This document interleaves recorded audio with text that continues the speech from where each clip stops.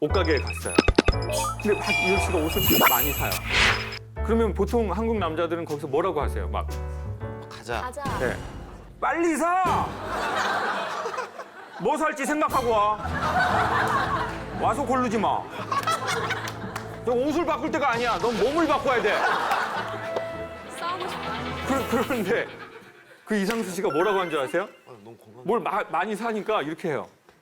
효리야, 너 그거 비슷한 거 집에 있지 않아? 맞아. 아, 말을 좋게 하더라고요. 전 그걸 보면서 아, 저런 남자 참 좋구나. 그리고는 확실히 느꼈어요. 전 남자분들한테도 물어봤거든요. 가장 싫어하는 아내상을 뭐라고 하는 줄 아세요? 애들이 정말 싫어하는 엄마상을 뭐라고 하는 줄 아세요? 여성분들이 한번 그냥 여러분 특징을 말해볼래요? 뭐지? 뭐라고 하는 줄 아세요? 말을 기분 나쁘게 하는 여성이 제일 싫대요. 중장기적인 관계를 맺을 때는 뭐 좀 과체중인 사람, 안 예쁘다고 느끼는 사람 그런 거 얘기 없어요. 같이 그냥 오래 살잖아요. 몸매 길들여져요. 그냥 동물의 왕국 되는 거예요, 그냥. 네? 그럼 뭐 치타 나오고 호랑이 나오고 그러는 거야, 그냥. 그 몸매 보고 맨날 사는 거 아니에요. 정말 많은 분들이 얘기한 건 말을 기분 나쁘게 한다는 거예요. 자기 아내는 말을 너무 기분 나쁘게 합니다. 저희 엄마는 말을 너무 기분 나쁘게 합니다. 그래서 제가 그분들 모임에 가서 왜 이렇게 말을 기분 나쁘게 하시냐 그랬더니 그분들이 자기는 틀린 말은 안 한다는 거예요. 자기는 성격 자체가 원래 한 번 아니면 아니라고 하더라고요. 보통 명령이나 지시를 하면서 비난을 하면서 그런 말투를 많이 한다고 하네요. 너 엄마가 하지 말라고 그랬지. 엄마 성격 아니 모르니. 엄마 한 번 아니면 아니야. 성격 자체가 원래 이런 방울뱀이 내는 소리를 엄청 많이 해요.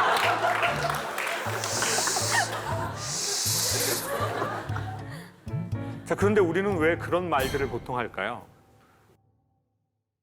그걸 이렇게 역추적으로 해서 알아봤더니요. 내가 뭔가를 틀렸을 때, 내가 뭔가를 온전하게 성과를 이루지 못했을 때 내가 받아들여졌다라는 느낌을 못 가지면 우리가 그렇게 한대요. 자, 한국에서는 누군가를 칭찬할 때 뭐라고 칭찬하죠? 제가 오늘 이 방송에 나간다고 뭐 주변에 한두 사람한테 얘기하면 100% 이렇게 말해요. 잘해. 제가 성악을 전공했잖아요.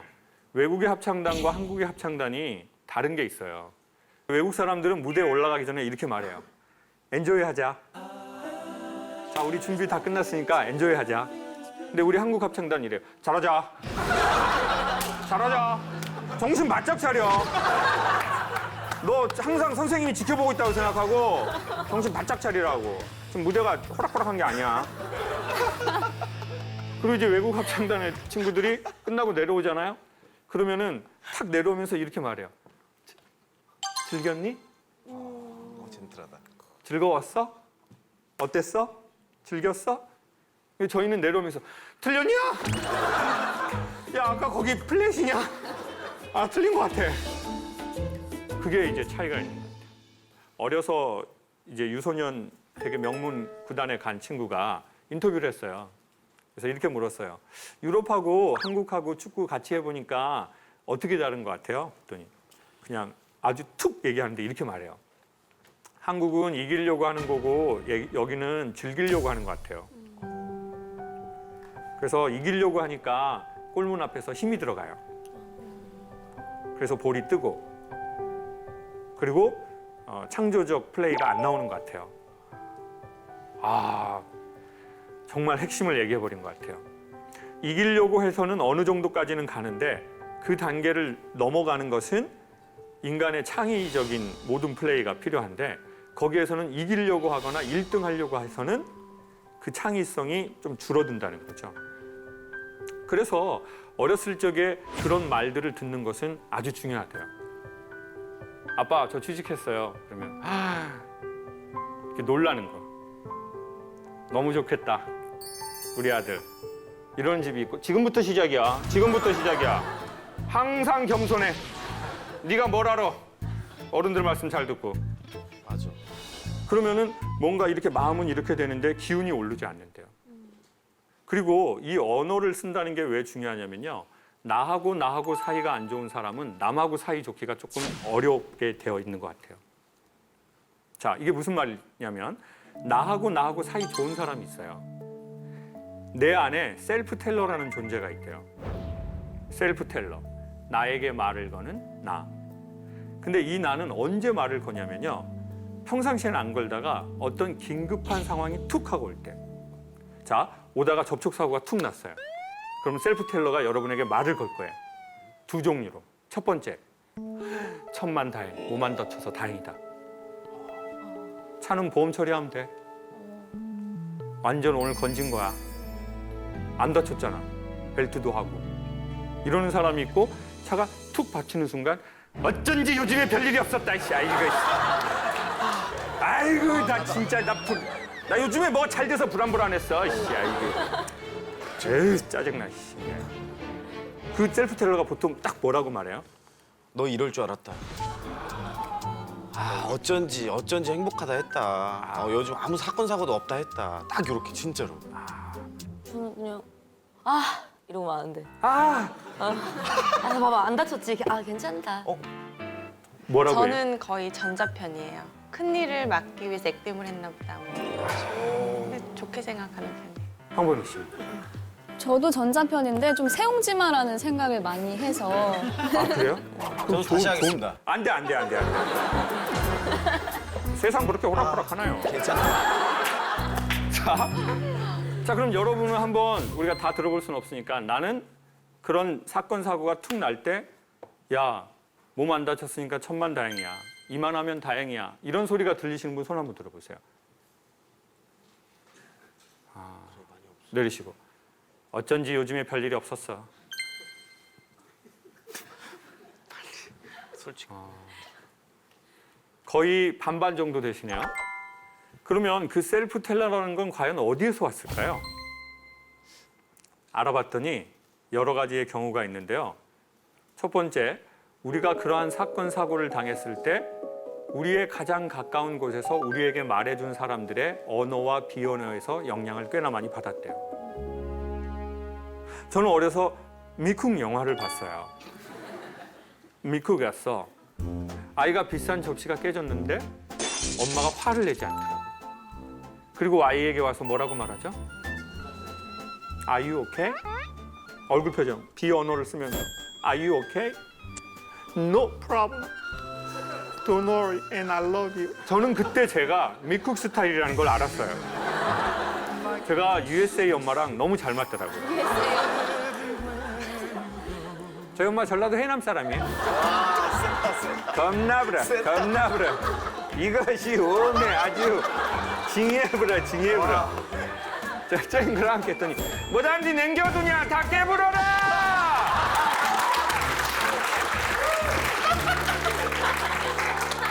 저는 언젠가 미국에서 친엄마가 오실 거라고 생각을 했어요. 미국 애들 바닷가에서 수영하다가 빠져 죽을 뻔해봐요. 엄마 아이 구해내고 아이가 인식이 돌아오자마자 눈물을 머금으면서 그 서글서글한 비언어를 쓰면서 똑같이 말해요. 뭐라고 한다고요? 오케이. Are you okay? No problem. Don't worry. And I love you. 너무 좋다. 그리고 마지막 아이의 운명을 바꿀 긴 대사를 치죠. 넌 이 힘든 사건을 통해 네가 우리에게 얼마나 소중한 아이라는 것을 결코 잊어서는 안 된다. 지금 여러분 얼굴 표정이 그건 왜 영어로 안 하냐? 그건 왜 영어로 안 하냐? 좀 쉬운 것만 영어로 하고 말이 길어지니까 한국말로 할 수 있으면 해드렸죠. 너무나 감동적이죠. 인간은요, 힘들 때, 어려울 때 망하거나 죽는 게 아니고 힘들었을 때 위로 못 받으면 그때 망하는 거래요. 저도 고향이 바닷가였어요. 예? 수영하다가 미역에 미끄러져서 죽을 뻔했어요. 그렇지만 저는 어린 나이에 알았어요. 위로는 필요 없다. 조용히 넘어가는 게 최고다. 뭐 이거 얘기한다고 뭐가 되냐? 그런데 저희 막내 누나 김미자 촉새. 입이 엄청 싸요. 어느 집에나 그런 것들이 꼭 있습니다. 그 촉새가 가서 엄마한테 보자지를 했고 아들은 죽을 뻔했고 집에 겨우 살아서 들어온 아들에게 엄마가 뭐라고 하면 아들의 인생이 반전 가능하다고요? Are you okay? Are you okay? No problem. Don't worry. And I love you. 근데 엄마는 저를 보시더니 짧게 하시더라고요. 뭐단지 살아버렸냐? 아가, 너는 뭐단지 살아버렸어. 하라는 공부를 안 하고. 그러면은 그때 저는 아이가 느꼈던 감정을 기억해요. 첫 번째, 자책. 나는 왜 하라는 공부를 안 하고 이렇게 바닷가에 놀러 가서 나는 왜 이렇게 쓸데없는 짓을 하나? 엄마 말대로 공부도 못하고 이런 일이나 하고 그러면 아이는 자책하게 되는 거죠. 자, 우리의 부모님과 우리의 주변 어른들이 우리가 사건과 사고를 당했을 때 어떻게 말해줬냐는 거죠. 그리고 그 말은 우리의 셀프텔러를 만들어가기 시작해요. 왜냐하면 의식의 반복은 무의식이거든요. 그리고 무의식은 다시 의식의 영향을 또 주고 이것의 반복은 인간의 운명과도 같고 인간의 삶을 바꾸기도 하거든요. 우리 네 분은 어렸을 적에 기억에 남고 그럴 만한 어떤 뭐 일들이 있었는데 그때 누군가가 결정적 순간에 한마디를 해준 게 딱 기억나는 게 혹시 있으세요? 누군가 저를 밀어가지고 제가 높은 데서 떨어진 적이 있는데 저희 어머님이 그랬어요. 뭐 하려고 하루는 공부는 안 하고 거기 올라가가지고 그렇게 사서 그분 한씨 아니에요? 저희 엄마도 한씨인데. 네. 비난. 네네. 그래서 그 이후로 절대 그 높은 곳은 가지 않거든요. 그래서 약간 아, 그런 것들이 조금 약간 트라우마? 지금도 그러면 높은 곳은 잘 가지 않아요? 네. 촬영한다 할 때 뭐 좀 그런 위험한 곳은 그럼 사전에 콘티 보고 그건 저는 못하겠습니다 이렇게 하는 거. 일할 때는 조금 위험해도 감수하고. 감수하고 하는 거고 평소에는 그래요. 치타 씨는 어떠세요?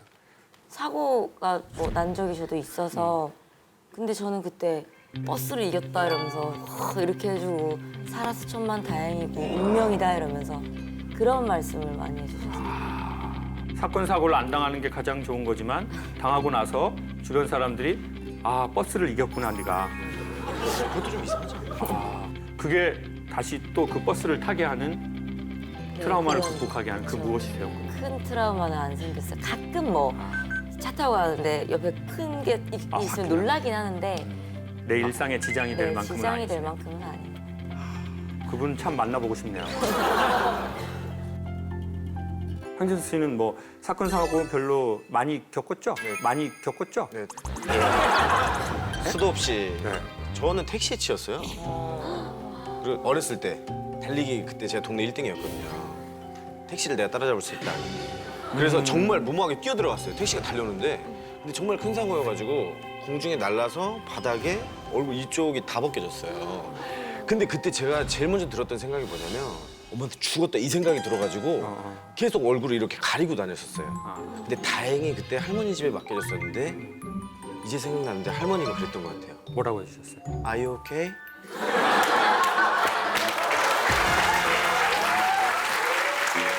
No problem. 할머니 어디 분이신데요? 할머니가 한국 분이십니다.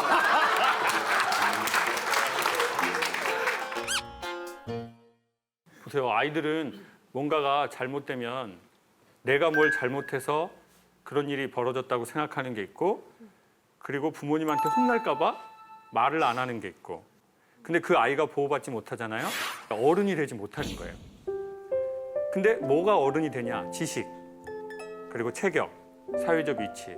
그렇지만 마음은 어린아이로 멈춰져 있는 것 같아요.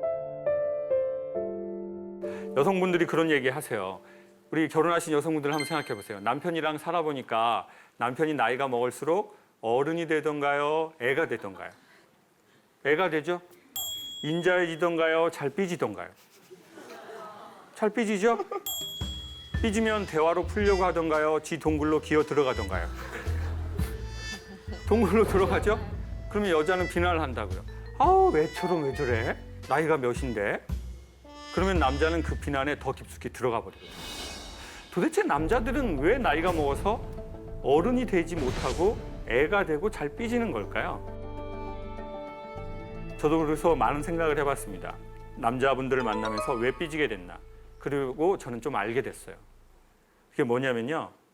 남자가 어렸을 적에 자기가 하고 싶었던 것을 좀 했으면 남자는 나이가 들어서 자기가 원하는 걸 정확하게 알고 상대적으로 자기가 이렇게 잘 삐지지 않습니다. 근데 지금의 40대 중후반, 50대, 60대, 70대의 남자들은 대부분 자기가 하고 싶은 걸 한 게 아니에요. 자기가 해야 할 걸 했죠. 그리고 자기가 맞는 걸 자꾸 해봐야 아는데 안 해본 거죠. 그리고 자기가 뭘 좋아하는지 몰라요. 자기가 뭘 원하는지 모르는 거죠. 저는요, 한번 마음의 병이 왔거든요. 마음의 병이 올 때 어떻게 하면 좋으냐면요. 얘기하면 좋대요. 나 힘들다고. 근데 누가 얘기를 못하냐면 첫 번째 자존심 센 사람. 자기 이미지 되게 중요하게 생각하는 사람. 두 번째, 남한테 피해주기 싫어하는 사람. 저는 그 두 가지 다더라고요. 남한테 피해주기도 싫고 그리고 자존심도 세고. 저는 제 이미지를 되게 중요하게 생각하더라고요. 아니 내가 뭐 소통 강의 이런 거 하는 강사인데 우울증이면 뭐야 이거 어떻게 되는 거야 이게. 하기 싫어. 그러다가 견디다 몸에 증상이 와서 찾아갔어요. 병원에. 그래서 딱 갔는데 어디가 안 좋으셔서 오셨어요? 이랬으면 좋았을 텐데 어디가 안 좋으세요?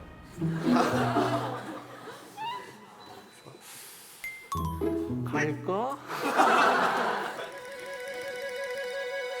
이게 심장이 이런 식으로 쪼이고요. 저녁에 잠을 못 잔 지 한 3, 4일이 됐습니다.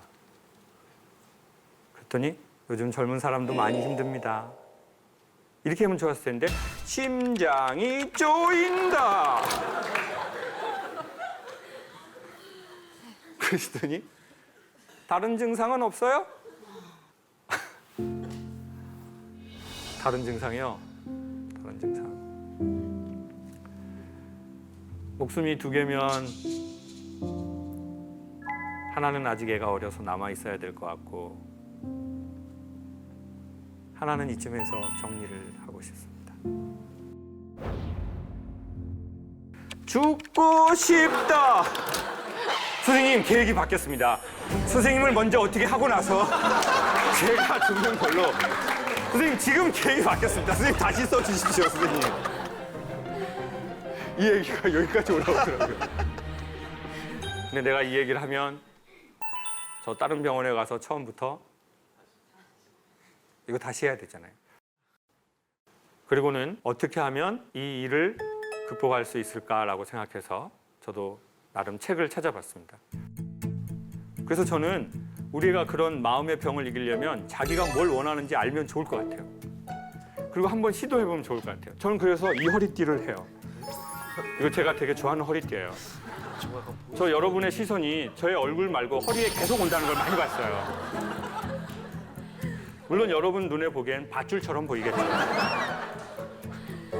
근데 제가 좋아하는 거를 하나씩 찾으면서 우울한 마음이 사라지기 시작했어요. 전 제가 좋아하는 것도 알아냈어요. 저는 과일을 맺는 과일 나무를 제가 재배하는 걸 좋아한다는 걸 알아냈어요. 그래서 저는 포도를 좀 해요. 강의가 주업이니까 많이는 못해요. 그냥 남양주 쪽에 한 7만 평? 텃밭이라고 생각하시면 그냥 뭐 노는 땅 뭐 이렇게 뭐 그냥 뭐 하는 거죠. 전 한 그루가 있어요. 한 그루. 가평 강연 가다가 길거리 농원에서 포도를 팔더라고요. 나무를. 포도나무 파는 걸 처음 봤어요. 근데 열매가 맺혀져 있더라고요. 근데 7년 동안 열매가 나요. 그래서 아침마다 사진으로 담아보거든요. 근데 그게 제 마음을 치료하는 것 같아요. 그러니까 진짜 유머의 힘은 가볍게 웃기는 것도 있지만 힘든 삶을 탁 틀어내는 힘. 그러니까 엄청 위대한 힘이죠. 한국 남자 보수적인 것 같아요? 진보적인 것 같아요? 보수적이에요. 보수적이죠. 네. 근데 자기는 보수라고 하던가요? 진보라고 하던가요? 진보라고 하죠. 자, 왜 이런지 소개해 드릴게요. 오늘 너무 잘 오셨어요. 지금 장난 진짜 너무 잘 오셨어요. 자, 지금. 자, 한국 여자가 보기에는 당신은 보수야. 근데 이 남자는 야, 나는 진짜 진보한 사람이지. 왜 그러냐면 보수냐 진보냐의 기준이 있잖아요. 남자의 기준은 자기 아버지래요. 저희 아버지는 제가 어렸을 적에 담배를 태우셨는데 방에서 피우셨거든요. 그리고는 담배를 이렇게 딱 태우셨어요. 그런데 이제 요즘 남자분들은 담배도 많이 끊었고 피면 어디서 펴요? 나가요. 나가서 피거나 이제 겨울이 되잖아요. 그럼 베란다에서 못 펴요. 그럼 분리수거하러 나갔다가 거기에서 이렇게 이 어깨가 추워가지고 비닐하고 플라스틱 버리면서 이런 걸 시키냐 그러면서 하면서 자기 아버지 세대에는 집안일을 돕지 않았어요. 근데 난 집안일을 도와요. 그리고 난 담배를 피우면서 미안하다고 생각을 해요. 그러니까 남자가 자기가 보기엔 얼마나 진보란 거예요. 자기 기준이 있잖아요. 내 아버지잖아요. 내 아버지를 난 30년에서 50년을 봤는데. 근데 여성들의 진보냐 보수냐의 기준은 드라마나 영화라는 거예요. 근데 여기에서 대단한 게 아니에요. 여성들은 대단한 걸 바라는 게 아니죠. 여성들은 사실 디테일을 바라는 거예요. 일상적 언어. 오빠, 뭐 예를 들어서 남자친구가 있는데 오빠, 나 오늘 PD님하고 이런 일 있었는데 진짜 솔직히 그분하고는 일하기가 싫어. 자, 이때 누구 편을 들어줘야 돼요? 나. 그럼 드라마에서는 이렇게 한다고요. 다 잘 될 기다. 걱정하지 마. 여기서 망설이지 마. 내가 아는 김혜경은 거기 뭐가 있든 정면으로 마주해서 극복해낼 거야. 근데 그 현실에서는 그게 가능하나요? 오빠, 그 PD님 문제 있지? 너도 문제가 있다고. 야, 도연아, 너 문제 있어. 그 PD님은 더 힘들어, 너 때문에. 내가 너랑 사귀어봤잖아. 나 완전 객관적이야. 마지막 대사님. 나니까 이런 얘기를 하는 거야. 나니까! 그럼, 새 오빠가 필요하구나. 그렇지. 얘는 기존 오빠가 돼야 되겠구나. 아유, 그러니까 보세요. 남자하고 여자하고 어떤 식으로라도 관계를 맺으려면요. 사실은 여성들은 남성의 언어, 즉 남성의 심리를 이해하면 상당히 유용해요. 남성의 언어를 제가 한번 지금 간단하게 소개해 볼게요. 남성은 웃기는 여성을 좋아할까요? 여성은 웃기고 유머러스한 그런 남성 좋아하죠. 근데 남성은 막 유머러스한 여성 좋아할 것 같아요. 싫어하더라고. 그게 왜 그래? 좀 싫어하더라고요. 그러니까 아무리 예뻐도 웃기면은 이렇게 웃기는 해요. 너무 재밌으세요. 화가 나네. 그리고 너무 재밌으세요. 대구분이 들을 따위는 아니네. 대구를 잘못 아니야.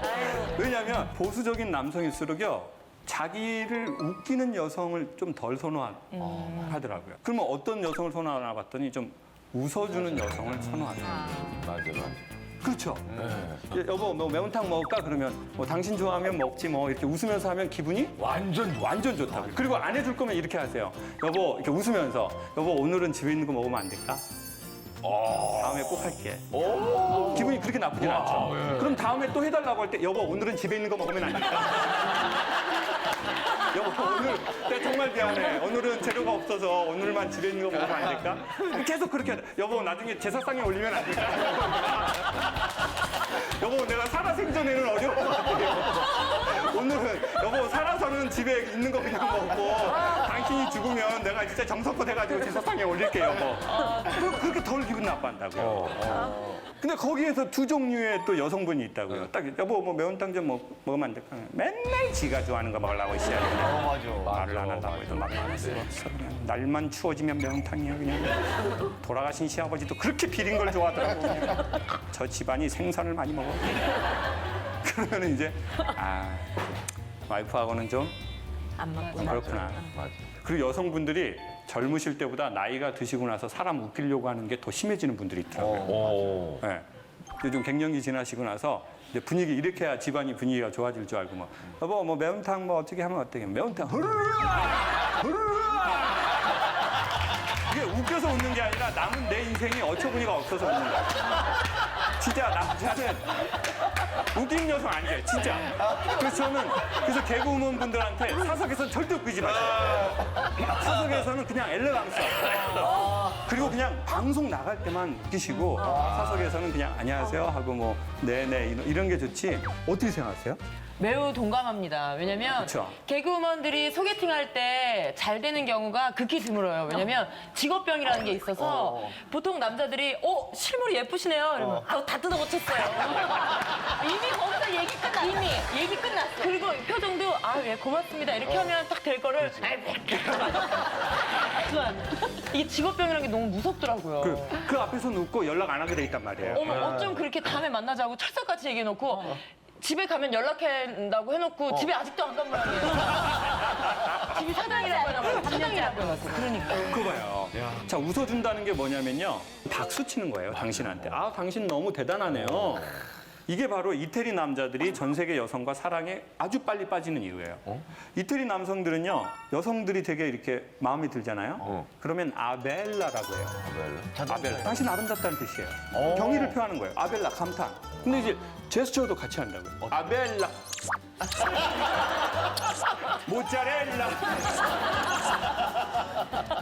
자, 보세요. 제가 지금 어떤 행동을 할 때 여러분이 막 이렇게 하시죠? 이거 지금 저한테 박수 치신 거예요. 그러면 제가 어떻게 되는 줄 아세요? 자존이 올라가요. 내 존재가 소중하다는 느낌. 내가 있어서 이분들이 좋구나. 이거는 비언어적 언어거든요. 이 비언어적 언어는 영혼의 언어예요. 그러니까 여러분의 마음에서 나온 거예요. 이러니까 제가 여성들 강연에서는요, 제 능력의 200%, 300%가 나와요. 전 강사료를 너무너무 많이 준다고 해도 중학교 남자애들하고는 안 해요. 너무나 많은 상처를 받아요. 제가 1000명 가봤어요, 1000명. 청소년 캠프. 1000명이 1시간 동안 저 어떻게 본 줄 아세요?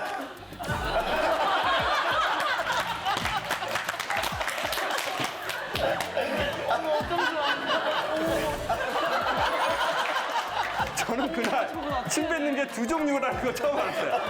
이렇게 앞에 치아 사이로 나가는 게 있고 혀로 이렇게. 제가 유머 한 번 했는데 뭐랬는 줄 아세요? 앞에 2학년 애가 자기 친구한테 나이 먹고 고생한다.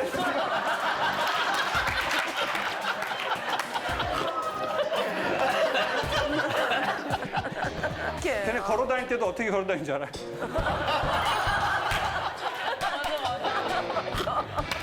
저 무슨 좀비인 줄 알았어요, 좀비. 애들이 다 이렇게 걸어요. 엄마한테 엄마 나 신발 새로운 거 좀 사줘요. 목소리도 이렇게 안 돼요. 사주라고! 왜 사준다며! 밥 안 먹어. 아주 지혜비 같은 놈, 아주 지혜비 같은 놈이라 가지고 제가 강의가 안 되는 거예요.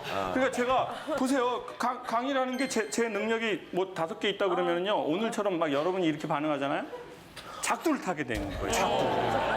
막 신이 들려가지고 막 내가 전에 모르던 말이 나오고 나도 그거 다시 받아 적어가지고 내 레퍼토리 삼고. 결국은 뭐겠어요? 보통 일상의 인정이 이런 거예요. 막 웃고 막 이렇게. 근데 여성스러움의 힘은 이렇게 손으로 입을 가리면서 웃는 건 거기다가 칭찬에다가 나는 여성이다라는 강력한 메시지래요. 이게 근데 각도가 있대요. 한번 해보실래요? 제가 봐드릴게요. 여러분이 하신 건 오바이트라는 뜻이고요. 이게 본능적으로 이거 하실 줄 아는 여성은 여기 스냅을 쓰신다고요, 이렇게. 이렇게. 근데 지금 여러분은 대부분 이렇게 하시잖아요, 지금.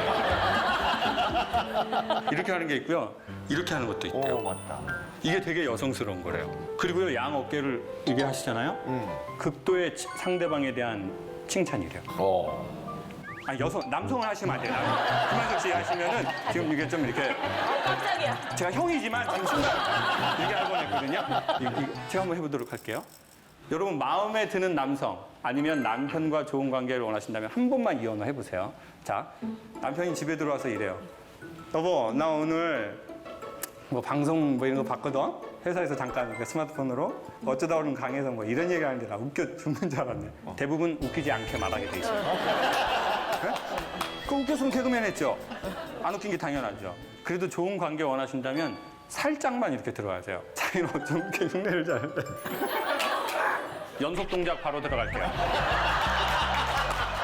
이 두 번째 동작하면 그 남성은 여러분을 정서적으로 헤어나오지 못해요. 자, 들어갈게요. 여보, 오빠 어쩜 이렇게 흉내.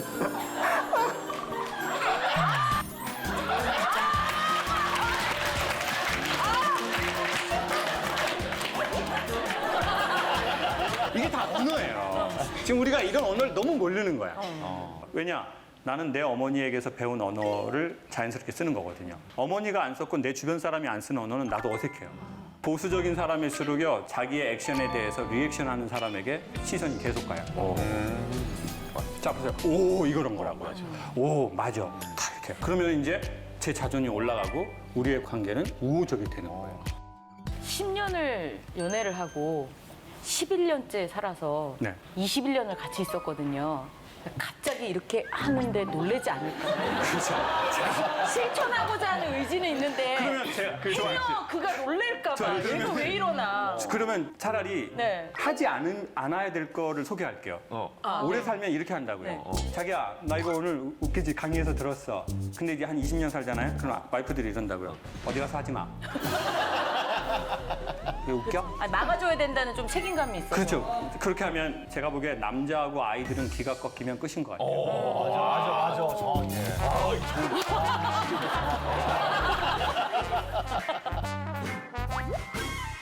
왜냐하면 자보세요. 살다가 사업이 안 될 수도 있어요. 맞아. 죽을 뻔한 고비를 넘길 수도 있어요. 비난을 받기도 하고 망하기도 하고 빚을 지기도 하는데 그때 없으면 안 되는 게 기거든요. 기운. 내가 여기서 해야 되겠다. 살아야 되겠다. 이 기운이 꺾이면 그냥 다 끝이라고요.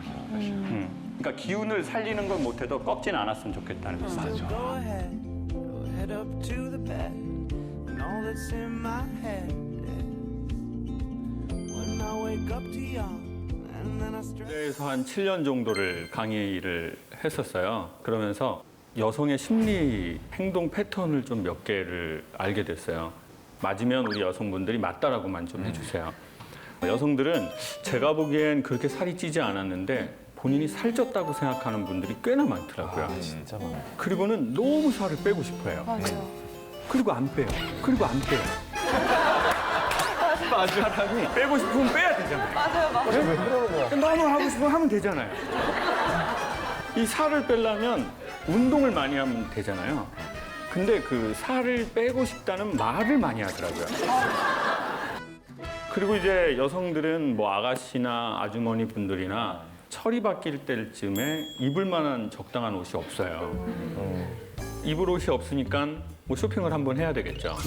그러면 남자친구나 남편하고 가서 이제 고르는 걸 좋아하는 분들이 있다고요. 그럼 이렇게 물어봐요. 오빠, 나 이거 보라색이 어울려? 분홍색이 어울려?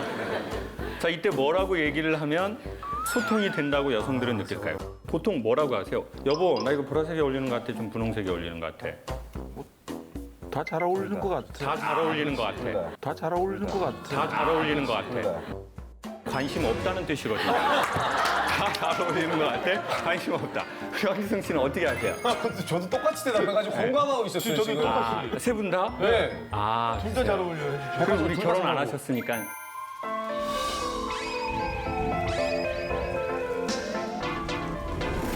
저도 다 잘 어울린다.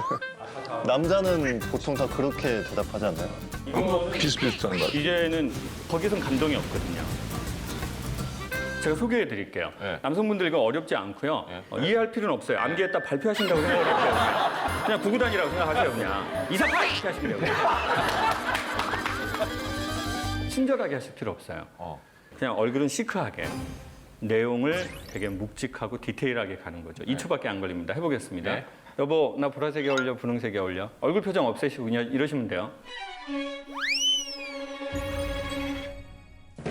보라색은 어려 보이는데 분홍색은 날씬해 보이네.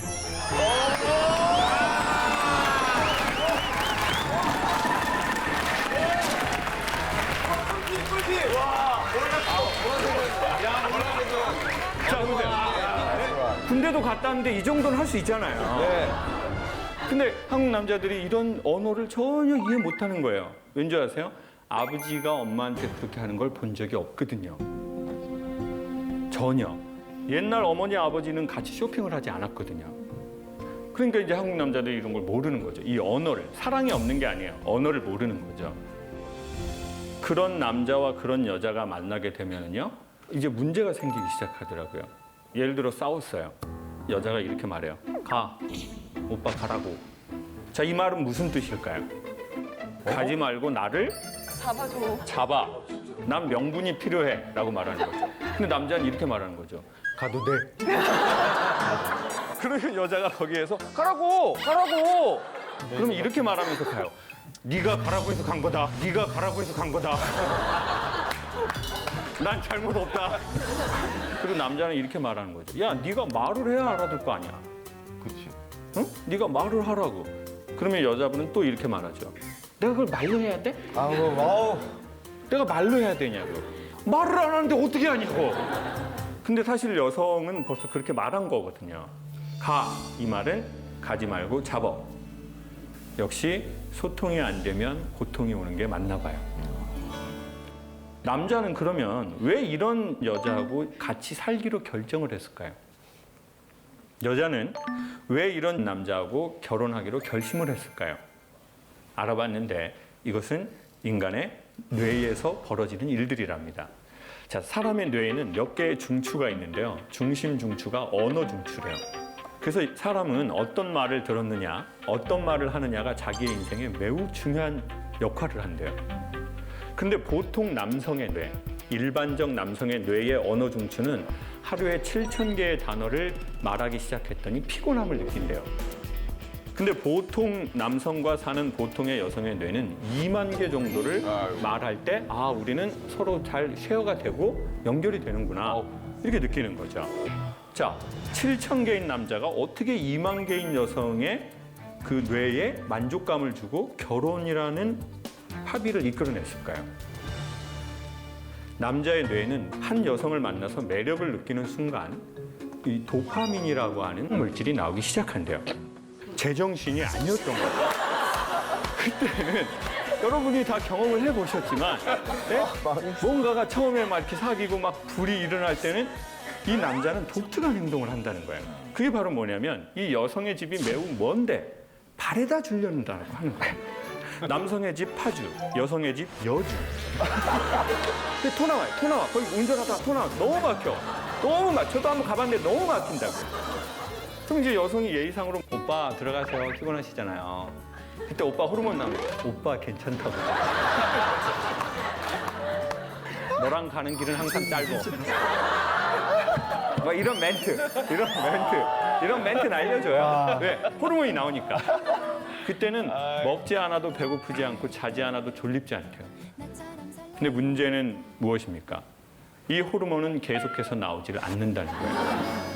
그러니까 이렇게 처음에 도파민이 나올 때는 표정도 많이 써주고 달달한 얘기도 하고 감성적인 얘기도 들어가죠.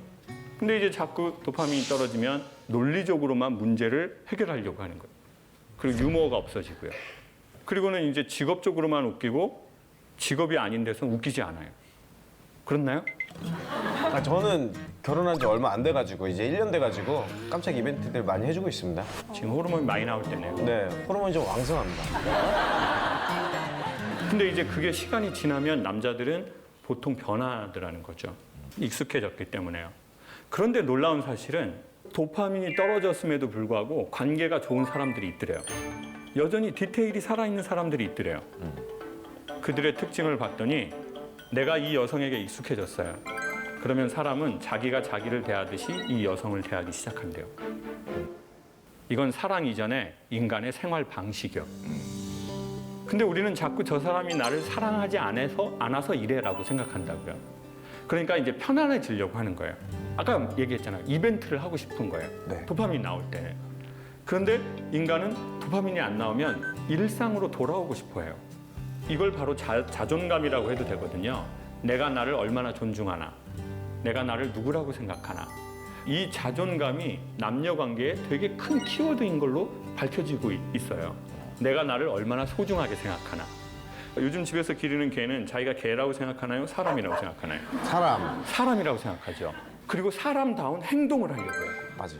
얘가 엄청 당당해. 지가 지 집인 것 같아, 여기가. 그리고 걸을 때 워킹 자체도 이래요. 개인데도 워킹 자체가 얘가 밝고 맑고. 맞아요. 왜 집에서 기르는 반려견들은 자기가 사람이라고 생각하면서 사람처럼 행동을 자꾸 하려고 할까요? 그 이유는 매우 간단해요. 사람이 동물을 사람 대하듯이 대했다는 거예요. 그렇게 말해주고 그렇게 케어를 해줘요. 자, 그런데 사람은 말입니다. 자본주의 세상에서 뭘로 평가받냐면 숫자예요. 뭔가 이렇게 방송에 나오는 사람들이 제일 뜨끔한 게 이런 말들이거든요. 아, 요즘 잘 안 나오시대요. 아, 선생님 요즘 뭐 영화 안 하세요? 그러면은 나 열심히 살고 있는데. 나 오늘도 강의하고 왔는데 슈퍼 아줌마는 저보고 왜 텔레비 안 나오냐는 거예요. 나 열심히 정말 하고 있는데. 그러면 이제 사람이 자기 하는 일로 자기라고 판단하는 게 있대요. 자기의 돈이 자기라고 착각한대요. 사람은 자기의 유명세가 자기라고 착각하고 정말 최고예요 라고 하면 자기가 최고인 줄 아는 거예요. 그 할머니 역할도 엄청 재밌더라고요. 고맙습니다. 그 맞죠? 그 할머니. 네, 그 할머니입니다. 네, 그 야누라 뭐 그거 하는 거 맞죠? 에미야. 에미야 맞아.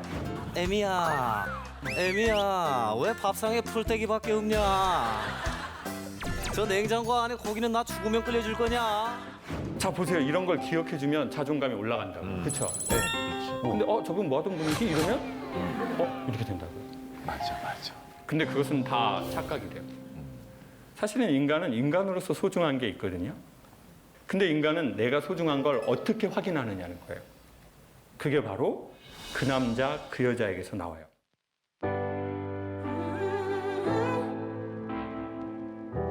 내가 결혼이 힘든 것도, 애가 낳기 싫은 것도, 연애가 자꾸 안 되는 것도 전부 아버지 때문이야. 라고 속으로 계속 생각을 하고 살았나 봐요. 그리고 엄마가 저를 안으시면서 이렇게 말하는 거예요. 네가 이해해라. 너희 애비 저렇게 평생을 살았다. 네가 이해해. 근데 속이 상하는 거예요. 아, 이분이 이제 참 힘이 없구나. 수많은 메시지가 거기 다 있더라고요. 내가 어디에서 나왔나요? 부모님. 엄마와 아빠죠. 그러니까 엄마와 아빠의 친밀도는 곧 나의 소중함으로 연결돼요. 그리고 내 엄마가 내 아빠에 대해서 한 말.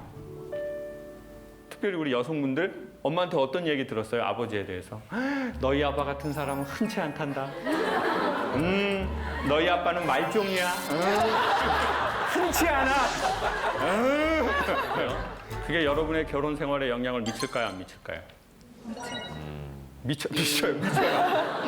미쳐버려요. 그게 내 결혼 생활에 영향을 미쳐버린다니까요.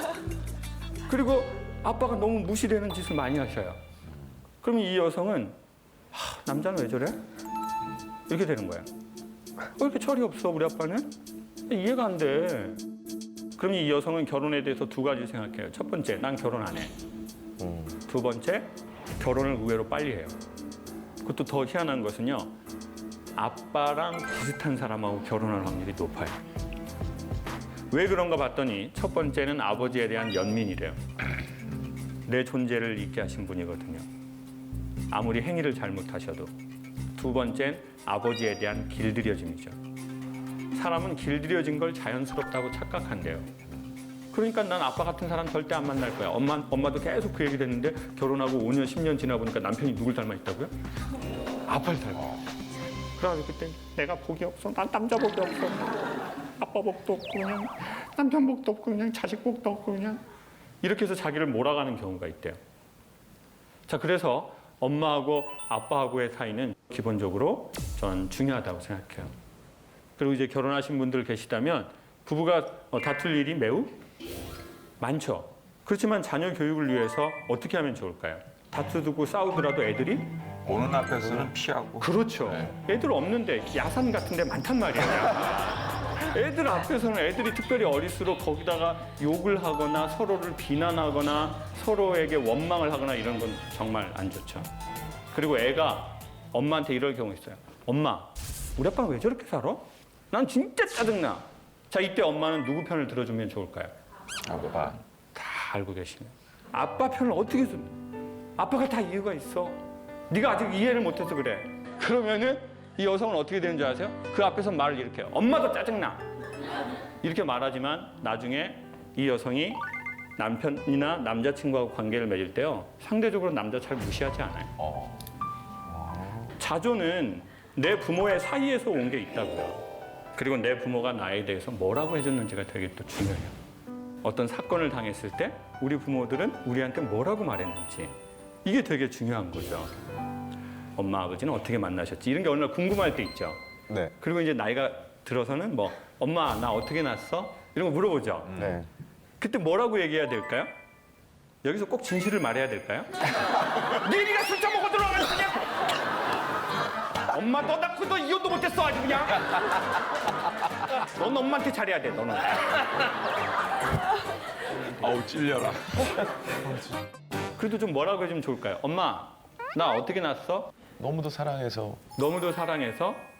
그래서 좀 이렇게 하면 좋죠. 이렇게 엄마 우리 딸 낳으려고 엄청 노력했다.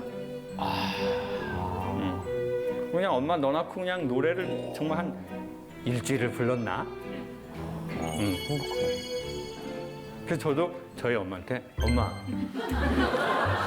나는 어떻게 낳은 거야? 미치겠다. 너를 안 낳으려고 그랬어. 잉? 엄마는 너를 안 낳으려고 그랬는데 똑같다. 우리 집에 제사가 많아. 제사가. 그래가지고 형 하나로는 제사를 다 못해. 그래서 제사를 도우려고 너를 낳았어. 그러면 제가 그때 야 그러면 나는 제사 돕기 위해 태어난 아이인가? 그래서 제가 그때 좀 자존감이 많이 떨어지더라고요. 왜냐하면 자기의 태어남 자체가 환영받지 못한다는 건 우리의 자존의 중심부를 날려버리는 거거든요. 제가 엄마에게 물어봤죠. 엄마, 아빠하고는 어떻게 만났어? 그랬더니 매우 오래전에 할아버지 두 분이 이제 친구여서 결혼을 하셨대요. 두 분이 이제 술을 잡수시다가 자네 딸 우리 아들 주세 그랬는데 할아버지가 술이 취해서 그러세라고 해서 결혼을 하게 됐다고 그러더라고요. 세상에서 제일 슬픈 새는 그러세 같아요. 나의 의지와 전혀 상관없이 인생이 흘러간다는 것은 매우 슬픈 일이죠. 그래서 이제 결혼한 날 처음 봤는데 아버지가 귀가 안 들리시더래요. 시댁 식구는 한 뭐 10몇 명이 있고 종갓집 장손이거든요. 그래서 어머니는 이제 도망가기로 하셨대요. 그래서 이제 도망가려고 눈치를 보는데 이제 덜컥 이제 애가 생긴 거죠. 도망가려면 애를 가지면 안 됩니다. 얘만 낳고 도망가자. 덜컥 연년생. 하나는 외로워. 둘이 버텨라고 그러고 도망가야지. 덜컥 덜컥 덜컥 덜컥. 그래서 제가 6째를 갖겠어요. 그래서 엄마의 기구한 삶은 시작된 거죠. 저희 어머니는 아버지하고 되게 스타일이 다르시더라고요. 아버지는 되게 미국 사람처럼 생기셨어요. 어머니는 되게 그 몽골 느낌이 많이 나세요. 그리고 저희 아버지는요 되게 스타일리시하시고요. 어머니는 초등학교 때 행사를 하는데 친구 어머니들은 나이가 다 젊잖아요. 왜냐면은 이제 저희 엄마랑 저랑 나이 차이가 많이 나거든요. 엄마들이 되게 머리 커트 해가지고 날씬하게 해가지고 이렇게 딱 그 치마 정장 해가지고 오는데 저희 엄마 저쪽에서 그 몸빼를 입고 오시더라고요. 이런 패턴이었었어요. 이런 큰 꽃이 많고 호랑이 같은 게 있었어요. 엄마는 아버지 때문에 힘들게 사셨죠. 아버지가 장애도 있고 이제 그림을 하셨기 때문에 매우 힘든 삶을 사셨어요. 이제 그래서 제가 이제 엄마의 그걸 보고 고등학교를 졸업하고 이제 엄마하고 아빠하고 다투는 모습을 보고 싶지 않아서 이제 서울로 도망을 나왔어요. 도망 아닌 도망을. 그리고는 이제 미안한 마음이 생긴 거죠. 그래서 이제 돈을 보내야 되겠다는 생각이 든 거예요. 처음으로. 돈을 보내고 이렇게 전화를 했죠. 엄마, 나 이제부터 말일이 되면 돈 좀 보낼게. 엄마 많지는 않은데 아버지랑 맛있는 거 사잡수셔. 근데 저희 엄마는 진도 사람이에요. 짱호가 보내지 마. 엄마는 3년 살면 뒤져. 보내지 마. 뭐 딴디 보내. 뭐 딴디 보내냐고. 그래서 이거는 보내지 말라는 건가? 그리고 이제 어머니, 아버지 칠순 때 금강산을 제가 한번 예약을 했는데 엄마 나 이거 뭐 좀 금강산 좀 갈까? 뭐단지 그것을 가 금강산. 엄마 2년 살면 뒤져. 제가 그때 알았어요. 뭐단디라는 부모님의 말은 하라는 뜻이라는 걸.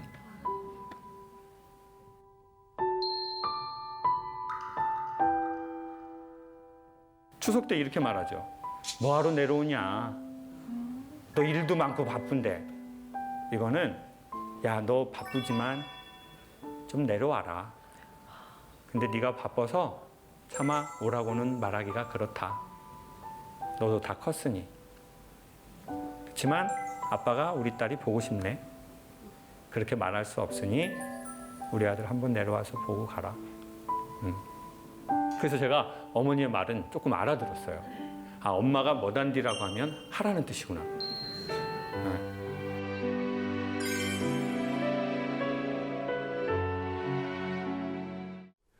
막말을 들으면 어떤 기분일까요? 만약에 다짜고짜 와서 그냥 막 막말을 했어요. 쌍욕을 하고. 어떻게 반응하십니까? 어떠실 것 같아요, 기분이? 아이고 기분이 아니죠 그냥. 나를 때리는 것도 아닌데 사실은 거의 뭐 내 얼굴에 침 뱉은 거와 똑같은 그런 느낌이죠. 똑같은 거죠. 네, 그런 모욕감 앞에서 누가 네, 이렇게 네. 편안할 수 있겠어요. 저는 좀 회피하는 것 같아요. 자리를 떠나거나 아니면 그냥 무시할 것 같아요, 저는. 저도 어렸을 때는 그냥 못 들은 척을 했었는데 좀 나이가 들면서는 그냥 이렇게 반응해주는 내 에너지가 너무 아까워서 그냥 삥긋 웃어줘요. 그냥 아 예. 그럼 진짜 열받겠다. 동의심이다. 이 막말은요, 특히 21세기 들어와서 굉장히. 예. 그런데 막말을 찾아보면 연관 검색어가 프리 스피치로 나와요. 그러니까 자유로워지기 때문에 우리가 막말하는 거죠. 19세기보다 20세기가 더 자유로웠잖아요. 20세기보다는 21세기가 좀 더 자유로웠죠. 우리가 자유롭게 얘기할 수 있는 사회로 가는 과정에서 그 막말이 다시 한번 또 뜨고 있죠. 굉장히 큰 염려가 되고 있죠. 이 막말이라는 게 결국은 근본적으로 보면 혐오입니다. 근데 혐오는 굉장히 중요한 생존적 반응이에요. 자, 지금 이 앞에 누가 변을 봤어요. 변을 봤어요. 그렇죠. 바로 하시죠. 여기서의 호기심을 느낀다? 얘는 어떤 느낌일까? 딱. 그렇죠. 그런 사람은 오래 못 살겠죠. 혐오라고 하는 건 인간이 생존하기 위해서 가져야 되는 가장 중요한 기본적이고 즉각적 감정입니다. 그래서 이걸 뒤집어서 얘기하자면 혐오, 막말 이런 것들이 많은 사람들 있죠. 이 사람들은 의식적이든 무의식적이든 자기가 지금 굉장히 위급한 사람이에요. 그게 목숨과 같은 것도 있지만 지위, 그렇죠? 경제, 부 이런 것들 다 관련이 돼 있다라는 겁니다. 혐오와 혹은 혐오에 준하는 그런 불쾌감은 안 느끼는 게 그러니까 비정상이지 오히려 느끼는 건 정상이죠. 문제는 표현하는 게 말이 안 된다는 거예요. 이건 되게 다른 얘기예요. 꼭 그럴 때 있잖아요. 엘리베이터 딱 타서 닫힌 버튼 누르려고 하는데 그때 저쪽에서 사람이 하고 들어올 때. 더 기분 나쁜 건 그 사람 타고 이제 닫히려고 그럴 때 또 하고 들어올 때. 이거 2번, 3번만 가면 약간 화나죠. 짜증나지. 네, 짜증나죠. 하지만 여기서 제가 너 뭐 하는 자식이야. 얘기하지 않죠. 네, 막말에 해당하는 생각을 해서가 문제가 아니라 막말을 하기 때문에 문제인 거예요. 네, 이건 되게 중요한 차이라는 겁니다. 우리가 해야 될 걸 해야 되는 것도 중요하지만 안 해야 될 걸 제대로 안 하는 것이 너무나도 중요하죠. 예전에 기억나세요? 청기 올려, 백기 올려. 네. 이걸 심리학자들이 뭐라고 하냐면 첫 번째, 청기 올려, 백기 내려 이런 걸 고우 과제라고 합니다. 가야 될 걸 가는 거죠. 백기 내리지 마, 청기 올리지 말고 이걸 노고. 유난히 고 과제는 잘하는데 노고 과제를 잘 못하는 사람들이 있어요. 이런 분들이 바로 충동적이고 주의 조절력이 약한 사람들인데 막말을 일삼는 사람들이 유난히 이 노고 과제를 잘 못해요. 그러니까 충동적인 사람들이에요. 또 막말 잘하는 사람들이 있어요. 자기 위치가 변하지 않을 거라고 하는 사람. 네. 심리학에 이런 재밌는 얘기가 있습니다. 변함없는 고권력자와 변함없는 저권력자 모두 막말을 한다. 내가 변함이 없어요. 네. 변함이 없어. 난 계속 앞으로 고권력이야. 권력자야. 그럼 자기 자신을 제어할 필요가 없죠. 그래서 아주 큰 부자 출신 정치인들이 실제로 정치를 하면서 막말이 많은 거예요. 왜? 자기는 어쨌든 계속해서 고권력일 거라고 생각을 하니까. 근데 문제는 변하지 않는 저권력자도 막말하기가 쉬워진다는 겁니다. 내가 지금은 저권력이고 뭔가 좀 낮은 혹은 좀 힘든 계층에 있지만 내가 잘 하게 되면 내가 조금 더 좋은 위치로 갈 수 있을 거야 라고 생각을 하는 사람들이면 내가 평상시에 막말을 그렇게 하지 않겠죠. 그렇죠. 오히려 나의 생존성을 떨어뜨릴 수도 있으니까. 문제는 우리 사회가 예전보다 중산층부터 시작해서 저소득층까지 사회적 이동성이 떨어지고 있다는 거예요. 이번 생에 내가 오를 사다리가 없어라고 하는 말들이 우리의 젊은이들 사이에서 우리의 사회에서 자꾸 들린다라는 건 굉장히 중요한 근거가 되겠죠.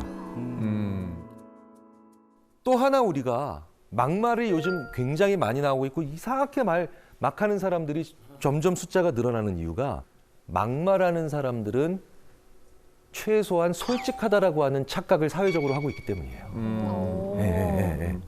자, 신하영 씨, 지금 네. 누군가가 자기 다리에 커피를 쏟았어요.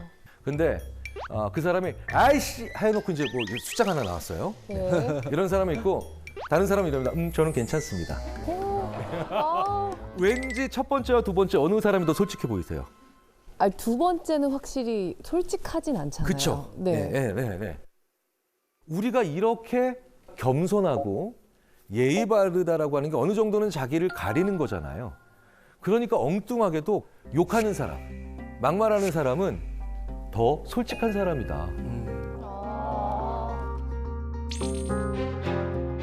야, 최소한 걔는 그래도 솔직하잖니? 라고 하는 착각들을 계속 사회적으로 만들어가야 돼.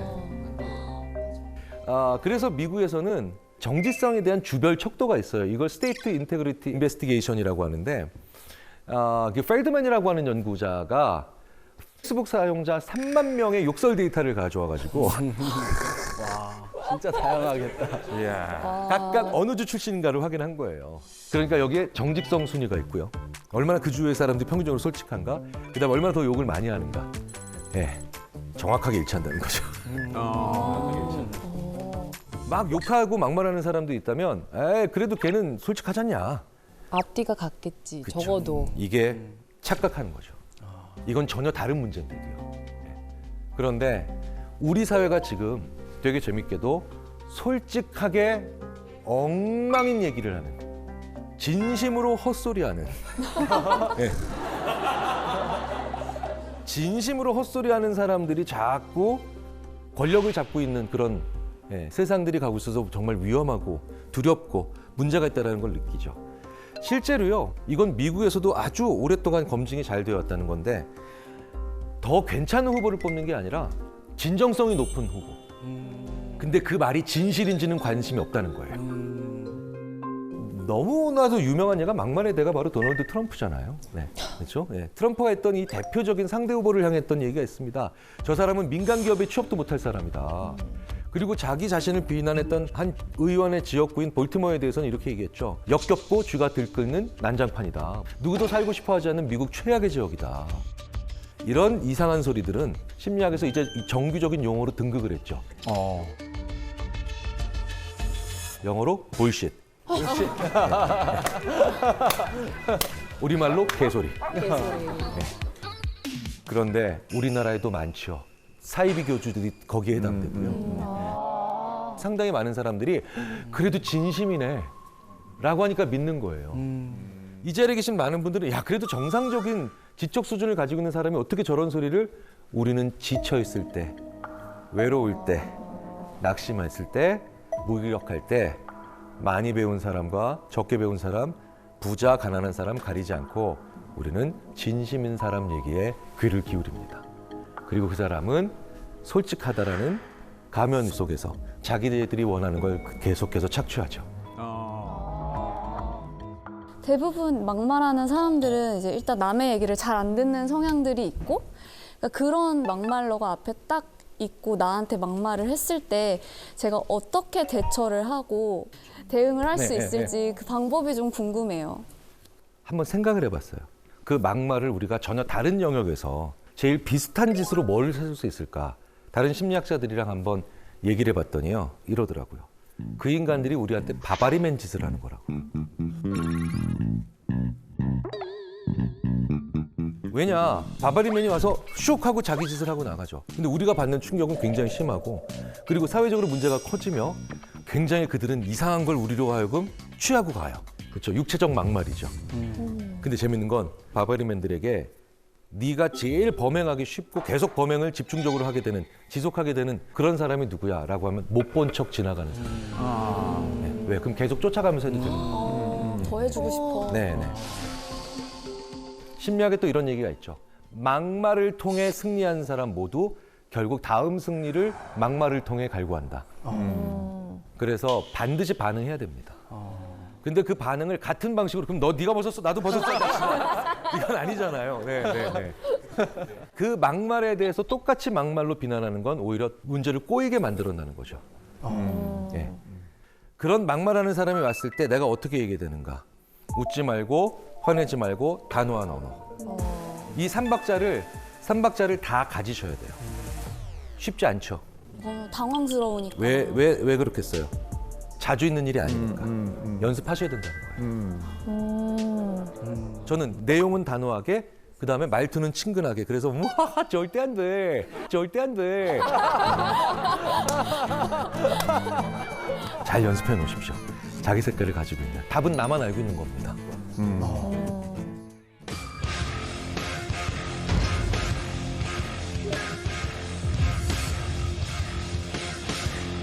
늘 밝은 사람들, 속을 모르겠는 사람들, 늘 웃고. 근데 이런 분들도 누군가에겐 사실 의외로 지옥일 수 있습니다. 긍정적인 수준을 넘어서 이 사람은 늘 밝은 모습만 나한테 보여주니까 오히려 내가 이 사람한테 나는 어떤 문제가 있는 사람이 아닌가 싶을 때가 있는 그런 경우가 있더라는 거예요. 이런 경우를 심리학자들이 부적절하게 밝은 사람이라고 표현합니다. 이런 것도 일종의 허세예요. 허세죠. 사실 허세 많이 부려보셔서 아시잖아요. 예. 저도 옛날에 길 가다가 한번 넘어졌는데 내 친구가 야 괜찮아 이거 있잖아요. 야 너 엉덩이에서 피 아니야. 사실 사람들은 내가 남들에게 약하게 보이기 싫고 내가 남들에게 동정받기 싫다라고 하는 그런 욕구가 있죠.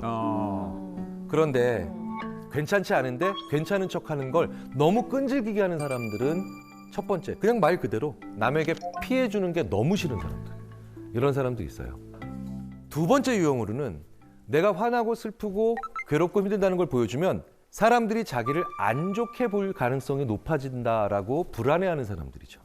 사실 이런 유형이요, 진짜 위험한 게 과로사가 쉬워요. 모든 과로사하는 분들이 그렇진 않지만 과로사하는 분들 중에 상당수가 가족분들의 얘기를 들어보면 너무 안타까워요. 힘들다는 시그널을 안 주신 거예요. 그러니까 가족분들에게도 훨씬 더 큰 상처가 되는 경우들이 있죠. 자, 이런 경우가 어떻게 제일 많이 만들어지는 줄 아세요? 감정을 표현했을 때 욕을 많이 먹어본 사람. 네. 어렸을 때부터 힘들다, 아프다라고 하는 표현을 너무 못하게 그런 과정을 거친 겁니다. 어렸을 때 남자애들한테 우는 거 아니야. 남자애들은 그러는 거 아니야. 여자애들은 그러는 거 아니야. 뭐 참 상처되는 말이잖아요. 부정적인 감정은 왜 느낄까요? 온에서 오는 생존 신호예요. 화가 난다, 짜증이 난다, 분노가 치밀어 오른다, 힘들다. 이런 모든 시그널들은 표현할 수 있어야 됩니다. 적정하게 화냈다 그러면은 그건 정당한 거예요.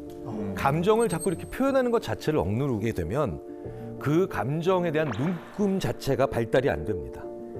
네, 그래서 그러니까 뭐뭐 하는 거 아니야는 참으로 아이를 그쪽 전체의 그냥 판단 능력을 상실하게 만들어버리는 아주 안 좋은 그런 언어예요. 부정적인 언어. 그렇죠. 그리고 그걸 억누르게 만들면서 하는 또 안 좋은 말이 있어요. 내가 참 어른스러워요, 이거. 맞아. 그러니까 어른스럽다라는 것 자체가 무조건 안 좋은 말인 게 아니라 감정을 억누를 때마다 어른스럽다라고 하는 얘기를 해버리면 감정을 안 보여야만 나는 오히려 잘하고 성장하고 있는 거구나라는 생각을 하게 되죠. 이게 또 직업 특성상 어쩔 수 없이 연예인분들이나 아니면 뭐 방송 쪽, 뭐 서비스업은 정말 그런 경우가 많죠. 내 감정을 누르고 안 보여야 되는 경우가 너무 많죠. 네. 이렇게 보여줘야 되는 것이 많은 그런 일들을 하시는 분들은 어쩔 수 없이 늘 밝은 모습을 보여야 된다는 강박증이 되죠. 이걸 뭐 스마일 마스크 증후군이라고 표현하는 경우도 있는데 내가 감정을 제대로 표출하지 못한다는 거, 이것도 사람을 탈진시킨다는 겁니다. 굉장히 유명한 실험들이 있잖아요. 자아고갈 실험 같은 거. 다른 사람들 다 춤출 때 가만히 있어야 되는 거. 이 사람이 한 1시간 동안 그걸 시켜놨더니 푹 쓰러지더라는 거예요. 에너지를 쓴 거예요, 그러니까. 춤춘 사람들이 에너지를 쓴 것 같지만 내 감정을 표출하지 못하고 가만히 놔두는 이 과정 속에서 오히려 더 사람은 탈진하게 되고요. 그런데 그 사람은 자기가 왜 탈진했는지 이유를 더 모르죠. 그러니까 자기를 무기력하게 만들어요. 심하면 이게 조울증이나 아니면 양극성 우울 장애로까지도 이어질 수 있는 그런 경우가 있기 때문에 자기 감정을 어느 정도는 표출할 수 있는 그런 것들이 필요하죠. 이런 분들이 있다면 결국은 나는 이 사람의 한 가면이랑만 사귀고 있다는 느낌? 이런 것들을 가지게 되면서 허망합니다. 이런 경우는 어떻게 되냐면요. 그 사람이 자기 패를 보일 때에만 내 패를 먼저 내가 보여줘야 됩니다. 아, 내가 솔직하지 않으면 상대방도 나한테 솔직하게 나오지 않겠구나, 안 보여주겠구나 라고 하는 그런 느낌을 가지게 해야 됩니다. 저도 그런 친구 하나 있어요. 상당히 친한 친구인데 자기 부모님의 부고를 알리지 않았던 경우가 있어요. 네, 부고를. 전 적잖은 충격을 받았어요. 네. 지난 30년 동안 저한테는 힘든 모습을 안 보였던 거예요. 그러니까 그때도 안 보이더라는 거예요. 그래서 제가 얘기했죠. 나도 똑같이 힘든 일 있을 때 너한테는 알리지 않을 거야. 실제로 그렇게까지도 얘기를 했습니다. 그 친구가 곰곰이 생각해보고 저한테 단단히 사과를 하더라고요. 가깝고 친한 사이라면 보일 건 보여야 됩니다. 그런데 그 중에 하나가 바로 뭐냐, 내 감정이에요. 난 괜찮아. 그냥 좋은 말이 아니라는 거예요. 그 사람과의 관계를 더 이상 발전시키지 못하게 만드는 차단막이나 아니면 장벽이 될 수도 있어요. 자기 혼자 안 불편한 척, 자기 혼자 괜찮은 척. 이것도 또 하나의 위선이라는 걸 우리가 한번 생각을 해볼 필요가 있다는 거죠. 그런데 어떻게 그 사람만 잘못이 있을까요? 그 사람이 늘 나랑 있을 땐 괜찮다라고 얘기하는 건 사실 나한테 문제가 있을 수도 있습니다. 나랑 같이 있을 때 유난히 나는 괜찮다라고 얘기하는 그런 사람이 있다면 한 번쯤은 내가 그 사람의 감정을 너무 가볍게 여겼거나 그 사람을 다른 사람들 앞에서 너무 희화화하거나 웃음거리로 전락시키지 않았는가를 한번 생각해 보면 나도 모르게 그럴 때가 있거든요. 저도 모르게 그렇게 당한 경우가 있어요. 제가 지난주에도 강의평가 때 이 얘기를 듣고 제가 한번 상처를 받았는데 강의평가 때 머리 크다는 얘기는 왜 쓰는 거예요? 이야, 정말 온 마음을 다해서 색출하고 싶은데 자기 외모 신체 콤플렉스가 누구나 다 있잖아요. 어느 정도는. 그래서 짧은 다리, 그다음에 큰 머리 뭐 이런 거에 대해서 저도 조금씩 저희 콤플렉스가 있었는데 유난히 그때 저만 보면 야 짤다리라고 하면서 짧은 다리 친구가 같다라고 놀리던 키 큰 친구가 있었어요. 지금은 그 친구가 짤다리라고 막 옆에 계속 쫓아다니면서 놀려도 전혀 상처를 안 받아요. 야 짧으니까 안 넘어지잖아요. 무게중심이 밑에 있는 게. 한국 유도가 왜 이기는 줄 알아 임마? 안 넘어가는 줄 알아? 막 이러면서 이제 쉽게 오히려 즐기면서 얘기를 하는데 저한테 한 대학교 1학년 그 시기에 유난히 고농담을 많이 했던 그 친구는 전혀 악의가 없는 친구였거든요. 저도 한 10년이 지나고 난 다음에 문득 깨닫게 되더라고요. 아, 내가 유난히 얘 앞에서는 괜찮은 척하고 있다는 거예요. 네. 이 사람한테서는 내가 약점 보이기가 싫고 내가 만약에 힘들어한다라는 건 내가 뭔가 패자가 되고 있다라는 그런 생각을 저도 모르게 하고 있더라는 거예요. 그 친구한테 그런 입장이 된 게 아닐까라는 생각을 해볼 필요도 있죠. 항상 밝은 게 그런데 꼭 안 좋은 것만은 아니죠. 긍정적인 경우도 있습니다. 바로 이런 거예요. 아주 자기 인식 능력이 좋은 사람들. 주위에 이런 분들이 있죠. 오늘은 안 나가야 되겠어. 그래서 왜? 그랬더니 오늘 나가면 말싸움 딱 붙어서 싸우기 딱 좋은 날이야. 오늘은 안 나가는 게 상책이야. 전 처음에 너무 재수가 없어가지고 야, 네가 무슨 노스트라다무스야? 네가 그걸 어떻게 알아? 그런데요. 그 친구는 저보다 한 10년 먼저 자기가 자기를 볼 수 있는 능력을 생각해서 이제 그게 되고 있는 거더라고요. 그냥 귀찮아서가 아니라 이런 상태에서 나가면 많이 지칠 것 같다. 상처받을 것 같다. 이런 것들 있잖아요. 자기가 밝을 수 있을 때에만 밖에 나올 수 있는 정도의 사람들. 그만큼 내가 나를 잘 알고 있다는 거예요. 이거 진짜 기령 좋은 사람. 내 감정이 무엇을 말하고 있는지를, 내 감정 상태가 어떤 시그널을 주고 있는지를 또 정확히 아는 거. 이걸 메타 정서라고 하죠. 메타 정서가 좋은 사람들이 이런 분들이에요.